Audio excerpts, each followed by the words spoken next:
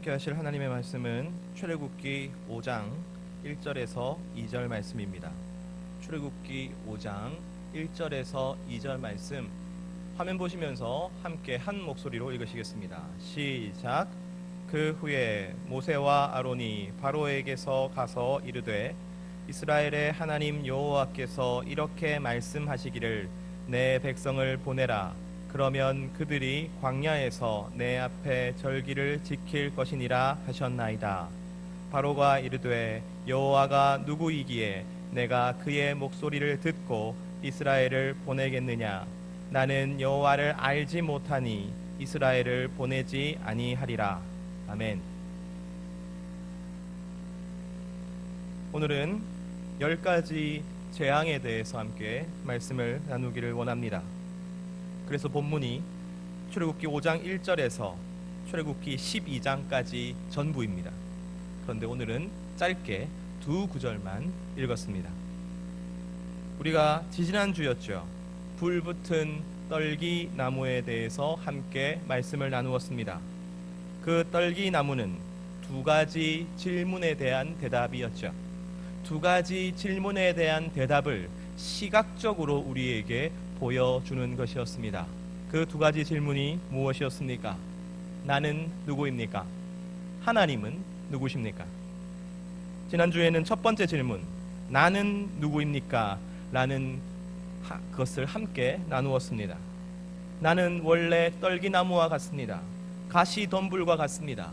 초라하고 비참한 존재입니다. 그러나 하나님은 그러한 나를 장자라고 부르십니다. 맏아들이라고 부르십니다. 성경에서 모든 장자는 아버지의 모든 기업을 상속하고 아버지의 이름과 그 가업과 그의 모든 것을 이어갈 사람을 가리킵니다. 영광스럽고 존귀한 존재인 것이죠. 하지만 장자의 가장 큰 특징은 구별되었다는 것에 있었습니다. 장자는 장자가 아닌 모든 사람과 구별됩니다. 그들의 가치관과 그들의 삶의 목적과 삶의 태도와 그들의 삶의 선택들이 그렇지 않은 사람들과 달라야 하는 것이죠. 출애굽은 장자답지 못한 삶, 다시 말해 세상과 똑같이 살고 있었던 이스라엘 백성들을 장자답게 살도록 구별해내는 일이 바로 출애굽이었습니다. 하나님의 장자됨은 그러므로 편하고 즐겁고 행복하기만 한 선물은 아니었지요. 무겁고 엄중한 책임이었습니다. 하나님은 장자됨의 의미를 가볍게 생각했던 모세를 공격하심으로 그 사실을 우리 모두에게 가르쳐 주셨습니다. 오늘은 두 번째 질문, 하나님은 누구십니까? 바로 이 질문에 대해서 함께 살펴보기를 원합니다. 출애굽기 4장 30절에서 31절까지의 말씀 함께 읽습니다. 시작.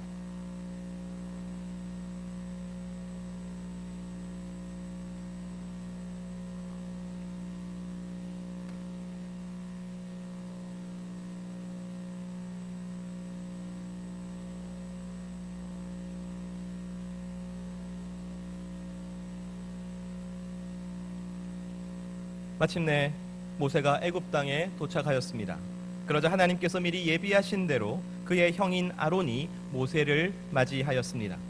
모세가 하나님께서 하신 모든 말씀과 그가 명령하신 모든 이적을 아론에게 알리지요. 그리고 그들은 함께 이스라엘의 모든 장로들을 모아서 하나님의 말씀을 전하였습니다. 그러자 모든 백성이 모세를 믿었습니다. 여기까지는 일이 순조롭게 잘 진행되는 것 같습니다. 이어서 모세와 아론은 바로 앞으로 나아갑니다. 그리고 하나님께서 바로에게 하시는 말씀을 전달하지요. 너는 내 백성을 보내라. 그러나 바로가 순순히 이스라엘 백성을 보내줄 리 없습니다. 바로가 한 대답이 아주 의미심장하지요. 출애굽기 5장 2절 말씀 함께 읽습니다. 시작.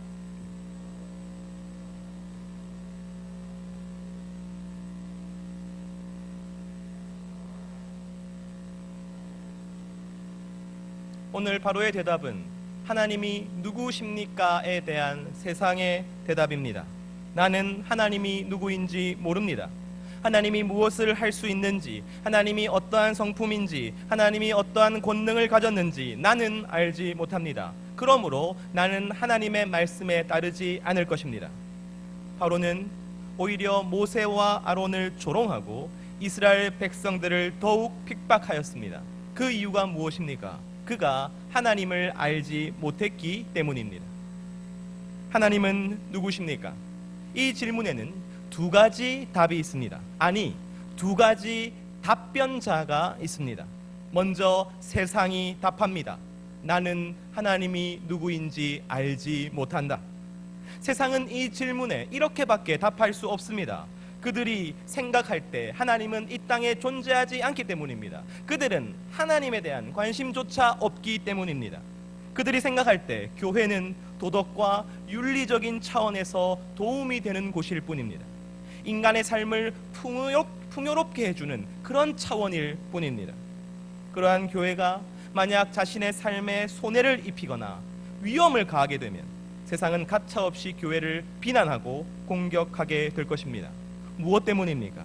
교회의 주인이신 하나님을 그들이 모르기 때문입니다. 세상은 하나님을 알 수 없습니다. 출애굽기 7장 19절에서 20절 말씀 함께 읽습니다. 시작.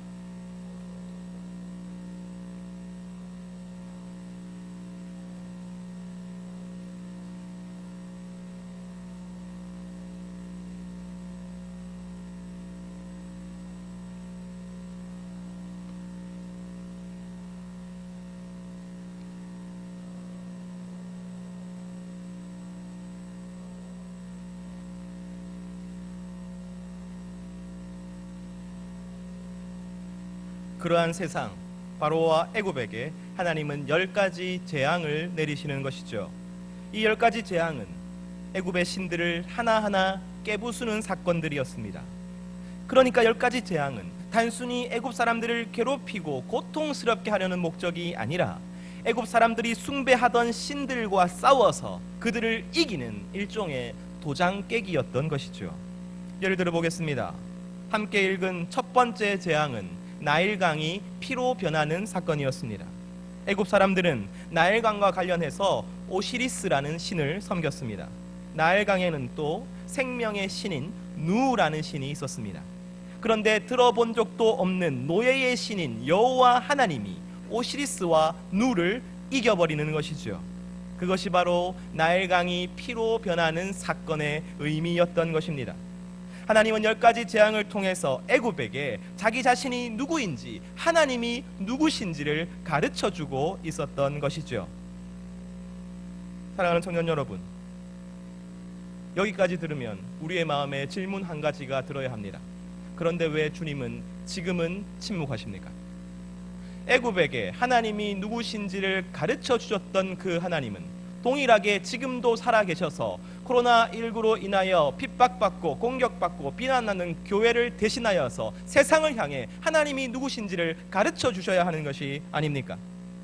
10가지 재앙을 통해 바로와 애굽은 완전히 패배하였습니다. 하나님께서 이스라엘 백성들을 보호하시는 것과 하나님께서 이스라엘 백성의 주인 되시는 것이 증명되었습니다. 애굽의 신들이 다 거짓이고 하나님만이 참 신이신 것이 증명되었습니다. 겨우 세 번째 재앙이 덮쳤을 때 애굽의 요술사들은 이렇게 고백합니다. 출애굽기 8장 19절 말씀 함께 읽습니다. 시작.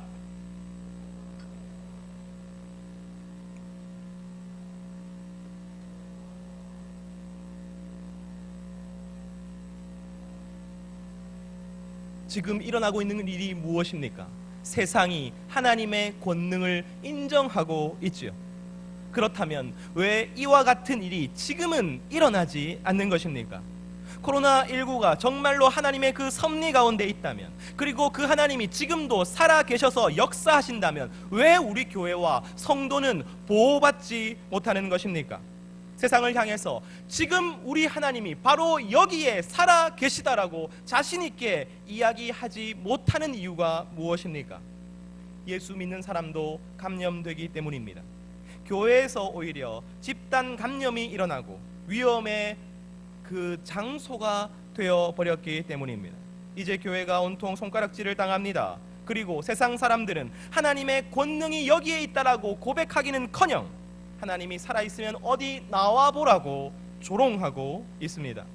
그리고 우리에게 제발 모이지만 말라고 말하고 있죠. 그렇다면 여러분, 도대체 하나님의 살아계심은 어떻게 증명된다는 말입니까? 아니, 오늘 우리가 함께 읽은 이 10가지 재앙의 말씀은 무슨 의미가 있는 것입니까? 사랑하는 청년 여러분, 저는 그러한 질문을 하는 청년들이 이 가운데 있기를 원합니다. 왜냐하면 바로 그 질문하는 청년들을 위해서 이 설교를 준비하였기 때문입니다. 먼저 한 가지 오해를 바로잡죠. 우리는 하나님께서 스스로 증명하셔서 세상이 하나님을 알게 되기를 바랍니다. 그러나 하나님이 아무리 스스로를 증명하셔도 세상은 하나님을 알지 못합니다. 세상은 처음부터 끝까지 하나님을 알지 못합니다. 19절에 요술사가 말한 하나님의 권능은 정확한 번역이 아닙니다. 정확하게는 엘로힘의 권능입니다. 엘로힘은 하나님, 우리가 믿는 하나님이라고 하기보다는 신에 가까운 이야기입니다. 힘이 있고 능력이 있고 내가 잘 알지 못하지만 무언가를 이루는 신이라고 말하고 있는 것이죠. 이 요술사는 이스라엘의 하나님을 알고 있지 않은 것입니다. 애굽은 이 10가지 재앙이 어떤 신의 권능에 의한 것이라고 말합니다. 그러나 그 신은 이스라엘의 여호와 하나님이 아닌 것이지요. 당신의 장자를 선택하셔서 그들을 사랑하시고 그들을 보호하시는 우리의 하나님을 가리키는 말이 아닙니다. 성도와 언약을 맺으셔서 그의 남편이 되시고 그의 친구가 되시고 그의 주인이 되시는 우리의 하나님을 말하는 것이 아닙니다. 그들이 필요도 없고 그들과 관계도 없는 어떤 신을 이야기하는 것이죠. 10번의 재앙을 경험했지만 바로와 애굽은 하나님을 모릅니다. 끝까지 하나님을 거부합니다. 물론 어떤 큰 권능이 있다는 것, 어떤 큰 위력의 존재는 증명이 되었습니다. 그것은 느껴졌고 그것은 경험되었습니다. 하지만 그 권능이 하나님의 손가락이란 사실은 그들은 모르는 것이죠. 왜냐하면 그들의 마음이 강팍해졌기 때문입니다. 하나님은 그들에게 10번이나 하나님 자신이 누구인지 가르쳐 주셨지만 애굽과 바로는 그것을 들으려 하지 않습니다. 배우려 하지 않습니다. 알려 하지 않습니다. 그저 어떤 신이라고 이야기하는 것이죠. 세상은 아무리 하나님이 스스로를 증명하셔도 그를 어떤 신이라고 말합니다. 지금도 마찬가지입니다. 세상은 코로나19를 어떤 신의 일이라고 이야기하지요. 바이러스의 일이라고 이야기합니다. 어떤 신이 우리를 구원해 줄 것이라고 이야기합니다. 바로 그 신이 과학이지요. 의학이지요. 정부 시스템입니다. 그들은 어떤 엄청난 일이 지금 일어났다는 것을 알지만 그 일이 하나님의부터, 하나님의 그 손가락으로부터 시작되었다는 것은 알지 못합니다. 여러분, 만약 지금 하나님께서 그 영광을 우리에게 보여주셔서 이 코로나19 가운데 성도들은 보호받고 교회들은 보호받고 성도와 교회가 아닌 이들은 다 그 전염병에 걸린다 하여도 그들은 하나님을 믿지 않을 것입니다.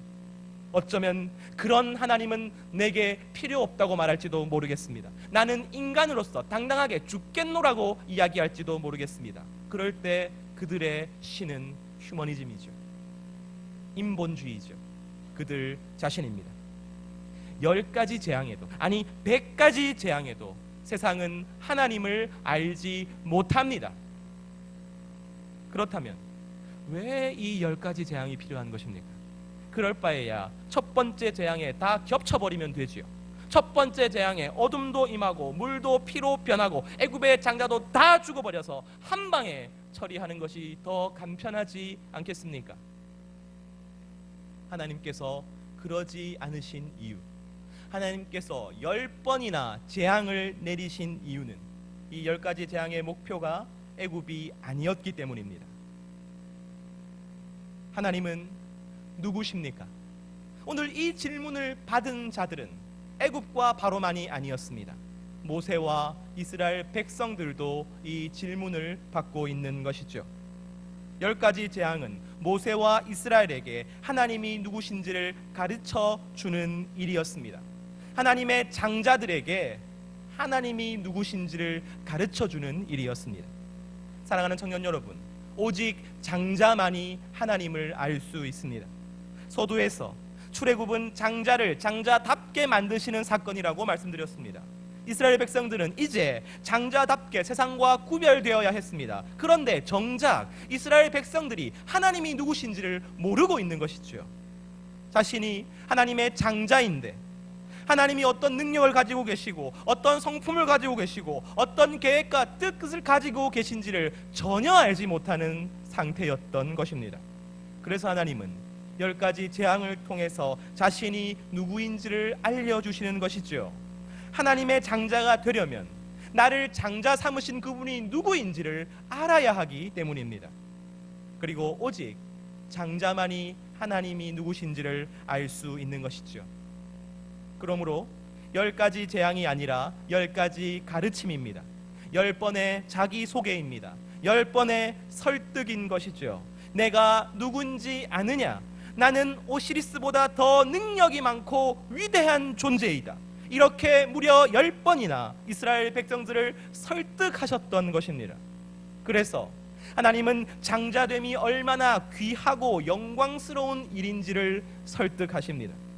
나를 장자로 부르신 그 아버지가 얼마나 믿을 만한 존재인지를 설득하십니다. 그리고 그분이 나를 얼마나 사랑하고 계시는지를 설득하고 계시는 것입니다. 사랑하는 청년 여러분, 그리고 그 설득은 무려 10번이나 필요했습니다. 하나님은 단 한 번의 강을 피로 만드셨습니다. 단 한 번의 커다란 우박들을 내려서 생명들을 끝내셨습니다. 단 한 번에 3일 동안 캄캄한 흑암이 되게 하셨습니다. 그것은 하나님께 식은 죽 먹기였습니다. 홍해를 가르고 만나와 메추라기로 200만 명을 먹이는 기적도 하나님에게는 식은 죽 먹기였습니다. 한 방에 다 가능한 일이었죠. 그러나 이스라엘 백성들의 마음을 설득하는 것은 한 방에 끝나지 않았습니다. 그것은 무려 10번이나 시도하셔야 했죠. 왜냐하면 그것은 하나님께도 어려운 일이었기 때문입니다. 우리 하나님은 전지전능하십니다. 그러나 단 하나의 일은 하시지 않기로 결정하십니다. 그것은 억지로 장자를 만드시는 일입니다. 억지로 성도를 만드시는 일입니다. 하나님의 능력이 모자라서가 아닙니다. 하나님은 장자의 순전하고 기쁜 동의와 헌신을 원하시고 계시기 때문입니다. 단 한 발자국일지라도 내가 하나님을 믿고서 내가 하나님을 원해서 스스로 선택하여 내딛는 바로 그 순간을 하나님은 모든 환경을 다 조성하시고 그가 설득하시고 그가 이끄셔서 그가 기다리고 계시는 것입니다. 바로 그것 때문에 하나님은 이스라엘을 설득하고 또 설득하고 10번이나 설득하셨던 것이죠. 그리고 우리에게는 이미 10가지 재앙, 아니 10가지 설득이 있었습니다. 하나님이 누구신지, 하나님이 얼마나 나를 사랑하시는지, 하나님께서 나를 만나시고 도우시고 함께하신 그 모든 순간이 우리 삶의 여정 가운데, 우리 신앙의 여정 가운데 존재합니다. 바로 그것이 10가지 설득인 것이죠. 코로나19 또한 하나님께서 이 상황 속에서 당신이 누구신지를 우리에게 가르쳐주는 10가지 설득 중에 하나인 것입니다. 그 설득은 제각각이었습니다.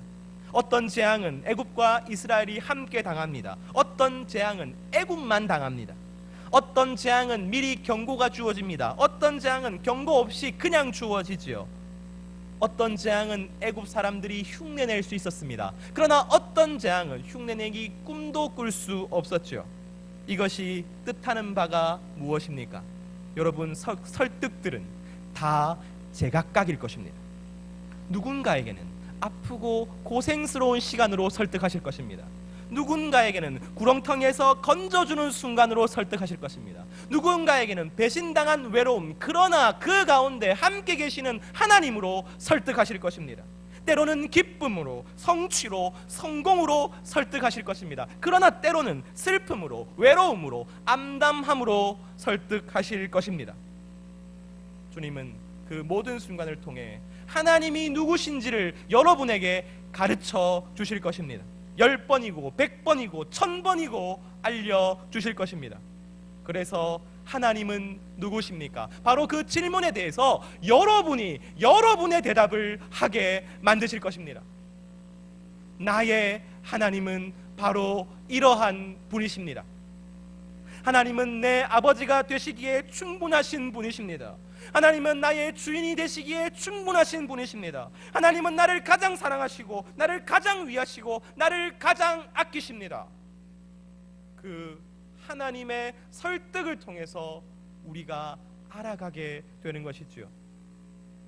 그래서 우리는 그때야 하나님의 장자됨이 얼마나 영광스러운지를 알게 되는 것입니다. 성도로 살아가는 것이 얼마나 기쁘고 감사한 일인지를 알게 되는 것입니다. 하나님의 뜻과 계획에 순종하는 것이 가장 가치 있는 일임을 알게 되는 것입니다. 억지로 부모님의 귀에 질질질 끌려가지고 이 예배당 자리에 나와 있는 것이 아니라 이것이 나의 기쁨이고 감사고 그리고 나의 소명이라고 생각할 때에 바로 그것이 하나님께서 여러분에게 하나님이 누구신지를 가르쳐주는 이유인 것이죠. 나도 그 길을 원합니다. 주님, 나도 세상과 구별되어 장자답게 살아가는 이 길을 내가 원합니다. 바로 그 순종을, 바로 그 자원함을 하나님은 원하시고 계신 것입니다. 바로 그때까지 주님은 1000번이고 10,000번이고 우리를 설득하시는 것이죠. 사랑하는 청년 여러분, 지금 여러분의 삶에 일어나는 일들의 본질이 무엇입니까? 그것은 하나님이 여러분을 설득하고 계시는 것입니다. 100가지 자기 소개하고 계신 것입니다. 1000가지로 여러분을 가르치고 계시는 것입니다. 하나님이 누구십니까? 그러므로 여러분, 그 모든 순간에 여러분은 하나님의 보호 가운데 있습니다. 왜냐하면 하나님은 그 모든 순간을 통하여 여러분을 망하게 하려 하시는 것이 아니라 여러분에게 하나님이 누구신지를 가르쳐 주려 하고 계시기 때문입니다. 혹시 여러분이 성취와 행복 가운데 있습니까? 교만하지 마십시오. 왜냐하면 그 순간이 하나님의 은혜와 축복으로 말미암아 계속 지속되는 것이 아니라 그 순간으로 말미암아 하나님이 누구신지를 설득하고 계시기 때문입니다. 여러분은 여러분의 하나님이 누구신지를 알아야 합니다. 그것은 제가 대신해 줄 수 없는 일입니다. 여러분의 삶을 제가 대신 살아드릴 수 없듯이 내 하나님이 누구신지는 여러분이 여러분의 삶을 통해서 하나님이 여러분에게 주시는 그 설득을 통해서 바로 여러분이 대답해야 하는 것이지요. 여러분이 여러분의 소원으로 세상과 구별되이 살고자 하는 그때까지 하나님은 바로 그 설득을 계속 하실 것입니다. 내가 원합니다. 하나님의 장자됨을 내가 원합니다. 하나님의 성도됨을 내가 원합니다. 하나님의 교회로서 세상과 구별되어서 거룩하게 살아가는 것을 내가 원합니다. 바로 이 기도를 여러분이 하게 될 때까지 하나님은 여러분을 설득하고 또 설득하실 것입니다. 오늘 그 하나님을 바라보기를 원합니다. 우리의 삶을 바라보기를 원합니다. 오늘 그 삶은 하나님이 어떠한 분이신지를 여러분에게 가르쳐주고 있습니다. 여러분의 모든 삶이 그러했습니다. 그렇다면 여러분은 하나님은 누구십니까? 이 질문에 대해서 어떻게 대답하시겠습니까? 이 코로나19 가운데 여러분에게 주어진 이 삶의 상황들 가운데 하나님은 당신 자신을 어떻게 알려주고 계십니까? 오늘 잠잠히 그 하나님 앞에 나아가는 시간 되기를 소원합니다. 함께 기도하겠습니다. 주님, 삶의 순간들 가운데 하나님이 누구신지 내가 깨닫게 하여 주시옵소서. 또한 내가 성도다운 성도로서 세상과 구별되게 살아가게 하여 주시옵소서. 이 시간 함께 기도드리겠습니다. 기도합니다. 하나님 아버지, 이 시간 주님께 나아갑니다. 하나님 아버지, 오늘도 나를 설득하시는 주님을 바라봅니다. 하나님 아버지, 내가 혼자서 힘들다고 생각했는데 왜 나를 도와주시지 않느냐고 생각했는데 왜 나를 홀로 두시